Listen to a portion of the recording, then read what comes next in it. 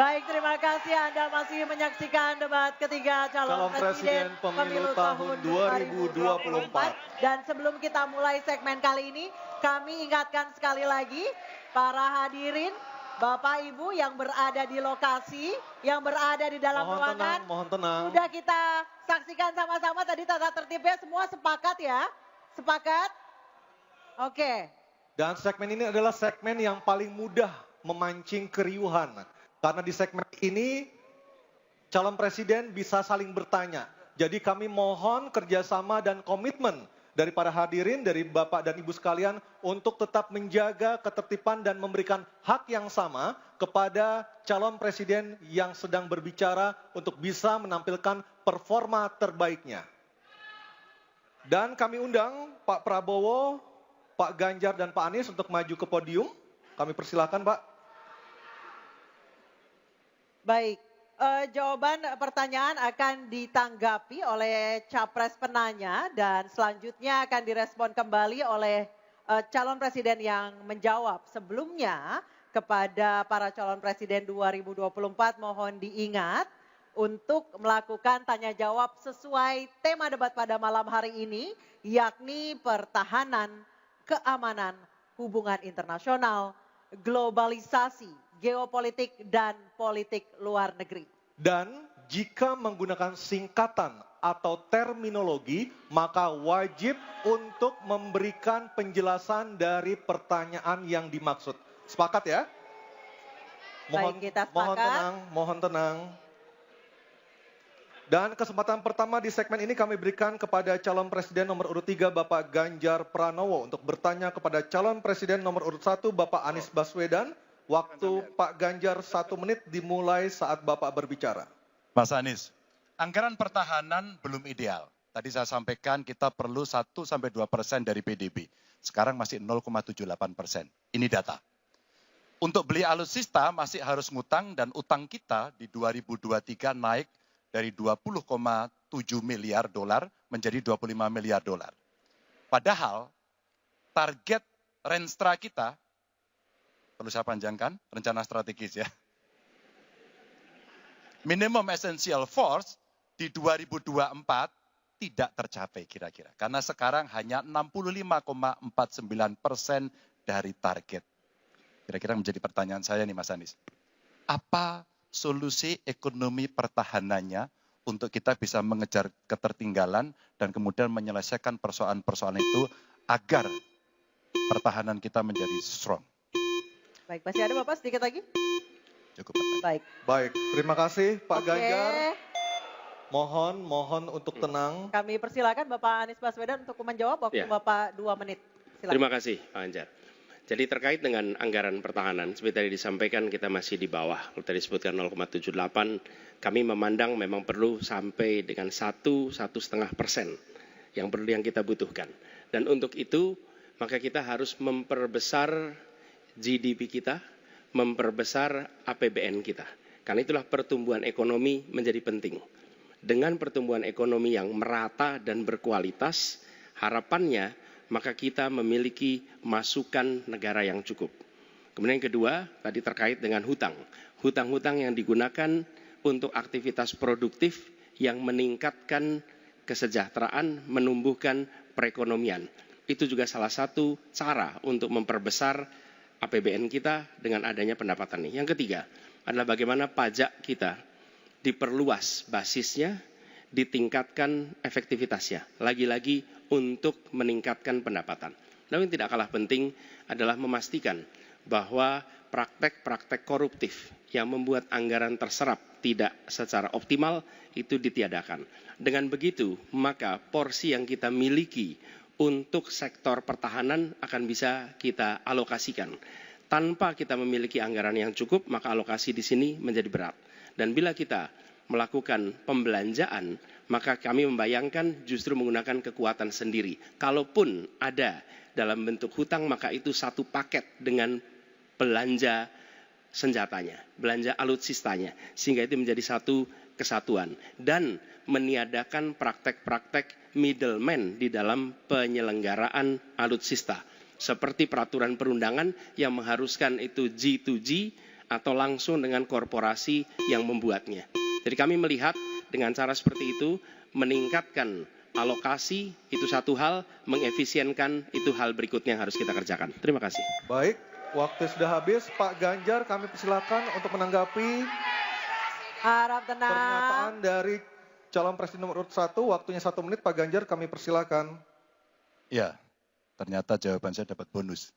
Sebenarnya saya ingin membahas yang soal pertahanan dan alutsistanya. Tapi oke, saya kira terima kasih atas jawabannya. Saya ingin menyatakan dengan jelas, maka pertumbuhan ekonomi 7% wajib. Alokasi 1-2% PDB menurut saya menjadi keharusan agar kuat.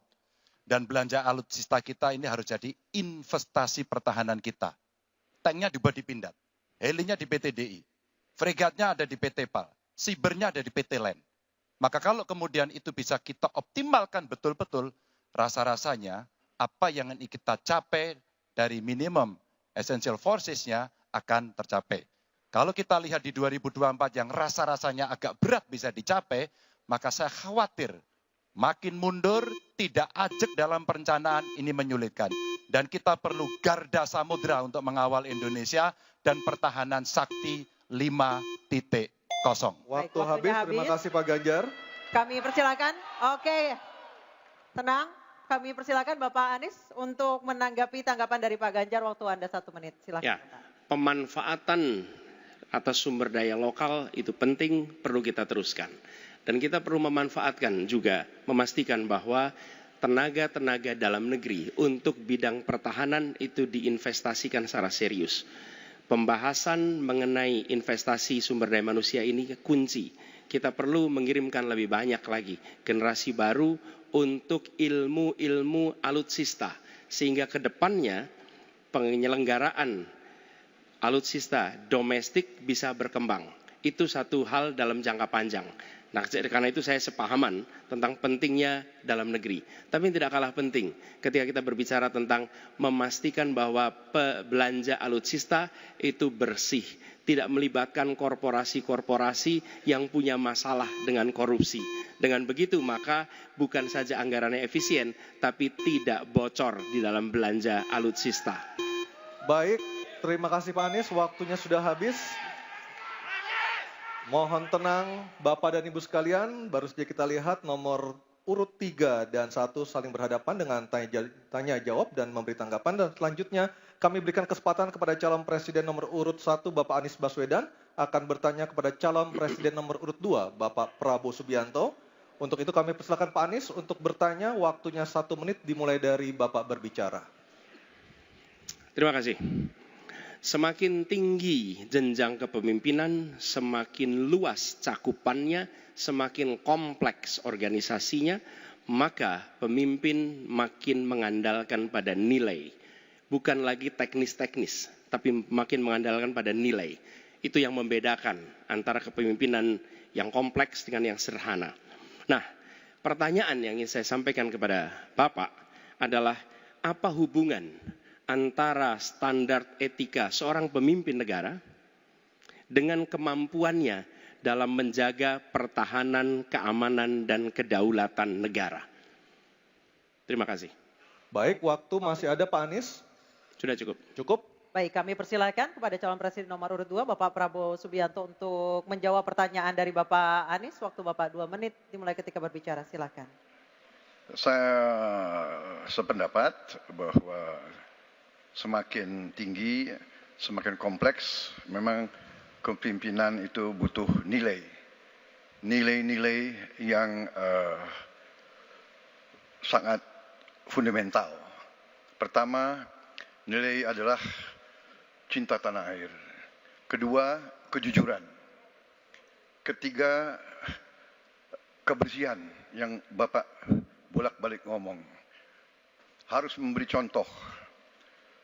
Tidak boleh korupsi dengan bentuk apapun. Jadi saya sependapat harus ada kepemimpinan berdasarkan nilai. Ya. Jadi hubungan dengan etik benar. Ya, kita harus beretik dengan benar. Ya, jujur. apa yang kita katakan itu ya yang ada di hati kita. Jangan lain di mulut, lain di hati.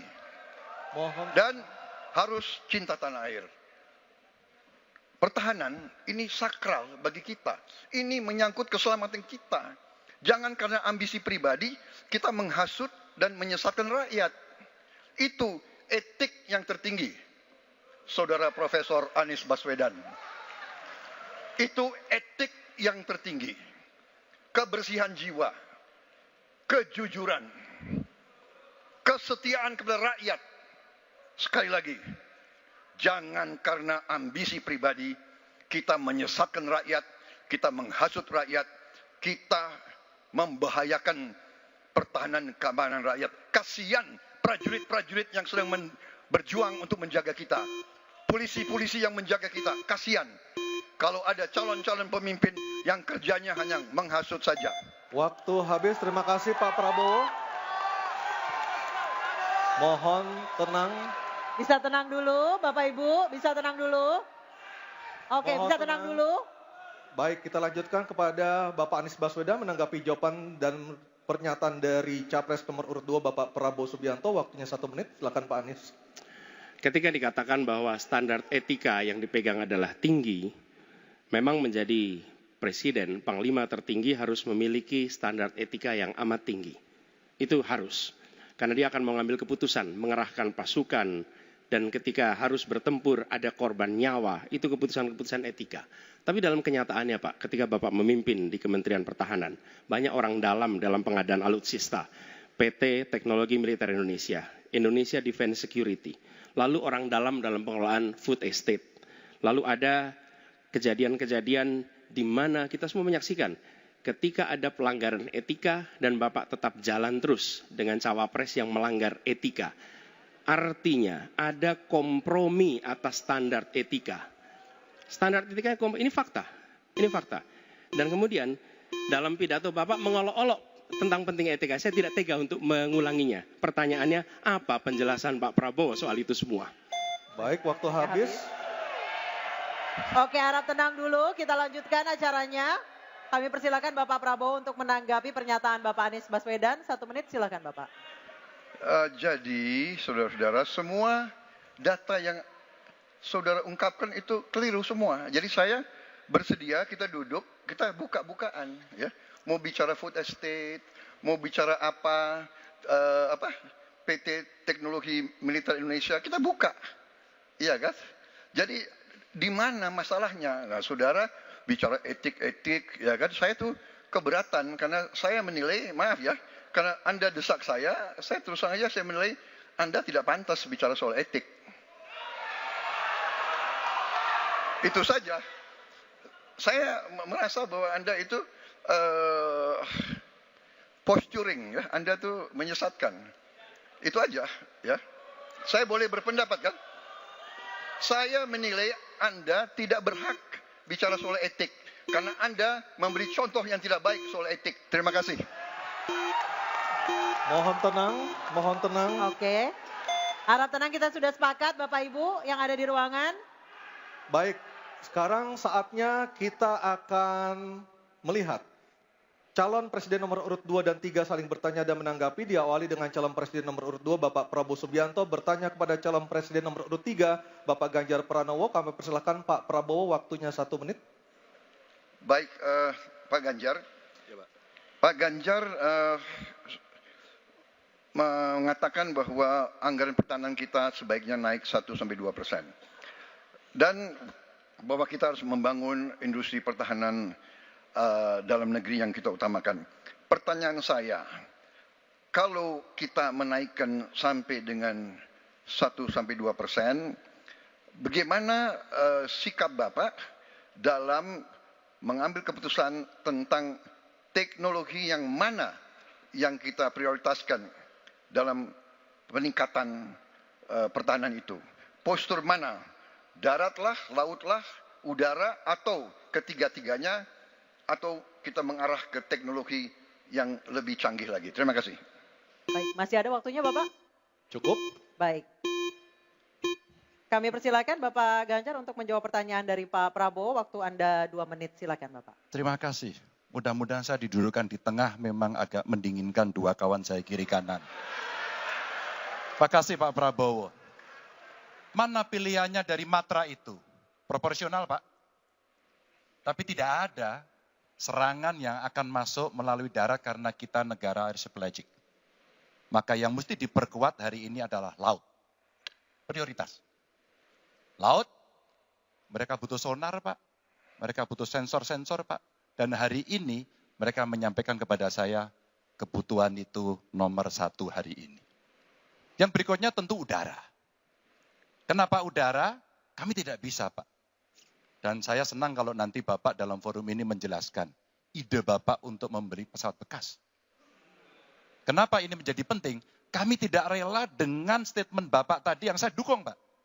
Kasihan prajurit. Pak kalau pilotnya itu mesti dilatih 3 tahun, pesawatnya bekas Pak. Dan dia harus datang lagi, pelatihan lagi Pak. Dengan resiko yang sangat tinggi, tentu itu sangat berbahaya. Maka peningkatan itu Pak di awal saya sampaikan, kenapa pertumbuhan harus tinggi? Kenapa industri dalam negeri menjadi prioritas? Bahkan saya sebut tadi, tank dibuat di mana, heli, fregat, cyber dibuat di mana, agar kita bisa konsisten dalam perencanaan pembangunan, termasuk ketika kita membuat kapal selam yang sudah dimulai dari PT PAL. Yang kerjasamanya kalau tidak salah Bapak batalkan dengan Korea Selatan. Tolong Pak kalau saya keliru, ini kesempatan Bapak untuk bisa menjelaskan. Dengan PT PAL yang kerjasama dengan Korea Selatan. Kapal selam. Pak Prabowo. Jadi nanti itu. Ini nggak apa-apa kalau saya terima sebenarnya debat sebenarnya seperti ini. Kalau boleh tanya jawab langsung. Baik, silakan Bapak Ganjar, silakan. Silakan Pak dilanjutkan, masih ada waktu. Masih ada waktu Pak Ganjar. Iya, ya karena sudah selesai. The stage is yours Pak, silakan. Baik, silakan Pak Prabowo, waktunya 1 menit. Baik, terima kasih Pak Ganjar. Kesempatan saya bisa menjawab. Jadi, alat perang itu usianya kurang lebih 25 sampai 30 tahun. Pesawat terbang, kapal perang, dan sebagainya. Jadi, bukan soal bekas dan tidak bekas, tapi usia pakai. Ya. Kemudahan. Jadi pesawat, umpamanya pesawat Mirage 2005, yang ada di Qatar, yang rencananya kita ingin akuisisi, itu usia pakainya masih 15 tahun, Pak. Dan teknologi ini mengarah kepada yang lebih canggih. Kita menunjukkan yang canggih, yang terbaru. Tapi kalau kita beli baru, datangnya Pak, baru 3 tahun, dan operasionalnya itu baru 7 tahun, Pak. Nah, sementara 3-7 tahun ini, kita perlu deterrent, kita perlu kemampuan. Itu maksudnya latar belakang. Jadi saya kira itu yang bisa saya jelaskan, tapi waktu yang singkat tidak cukup. Baik, waktu sudah habis. Saya kembali ke Capres nomor 3. Tenang dulu. Bapak Ganjar untuk menanggapi tanggapan dari Pak Prabowo. Silakan Bapak 1 menit. Ya awalnya saya percaya sekali bahwa Bapak akan memahami ini. Tapi hari ini saya menjadi meragukan. Karena saya bertanya kepada pilot. Saya bertanya kepada Angkatan Laut pada persoalan ini. Perencanaan pembangunan yang top down membuat seluruh matra hanya menerima saja. Kenapa ini saya sampaikan Pak? Maka kalau kita bicara katakan bukan soal cerita bekasnya, buat kami tidak. Karena Yuwono Sudarsono pernah menolak itu dan apa yang Bapak rencanakan hari ini ditunda. Apa artinya? Saya kira perencanaannya terlalu gegabah pada soal itu. Dan keseriusan itu tidak dimunculkan sama sekali pada pengelolaan industri pertahanan dalam negeri. Di mana PT PAL kemudian hari ini sudah mendapatkan hutang dan kemudian dia tidak bisa melaksanakan apapun pada soal itu. Maka ini menjadi catatan, tapi saya berterima kasih karena Pak Prabowo menjelaskan itu. Dan mudah-mudahan masyarakat menjadi jelas posisinya. Baik, waktunya. Baik, terima kasih Pak Ganjar, Pak Prabowo dan Pak Anies. Kita berikan aplaus yang meriah untuk ketiga calon presiden kita, Bapak dan Ibu sekalian. Baik para hadirin dan juga pemirsa, kita akan jeda dulu. Selanjutnya akan sama seperti segmen ini akan ada tanya jawab antar capres dan kami persilakan untuk para calon presiden kembali duduk. Jangan kemana-mana, tetap di debat Ketiga calon presiden pemilu tahun 2024.